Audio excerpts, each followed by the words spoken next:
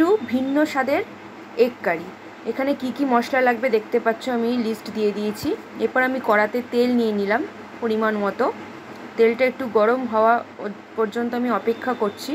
তেলটা একটু গরম হয়ে গেলে আমি আগে থেকে সিদ্ধ করে হার্ড বয়েল করে রাখা আর ম্যারিনেট করে রাখা ডিমগুলো ভালো করে ভেজে নিলাম।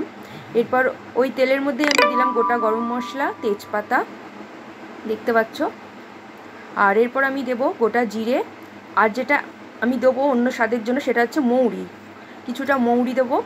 দিয়ে আমি ভালো করে সব মশলাগুলোকে ভেজে নিচ্ছি। তারপর পেঁয়াজ বাটা দিলাম। এরপরে আমি দেব একটু পেঁয়াজ কুচি, দেখতে পাচ্ছ পেঁয়াজ কুচি দিলাম। ভালো করে আমি গোল্ডেন ব্রাউন হওয়া অবধি ভেজে নেব। তারপর অ্যাড করব টমেটো কুচি, আবার সবটা ভালো করে আমি ভেজে নেব।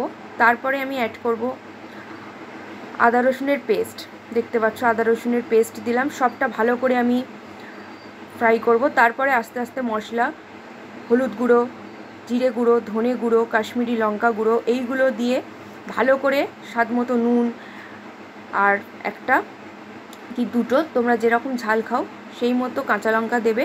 দিয়ে অল্প একটুখানি জলের ছিটা দিয়ে ভালো করে মশলাটাকে কষিয়ে নিতে হবে।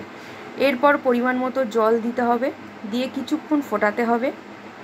তারপরে আগে থেকে যে ভেজে রাখা আমাদের ডিমগুলো সেইগুলো অ্যাড করতে হবে, গরম মশলা অ্যাড করতে হবে।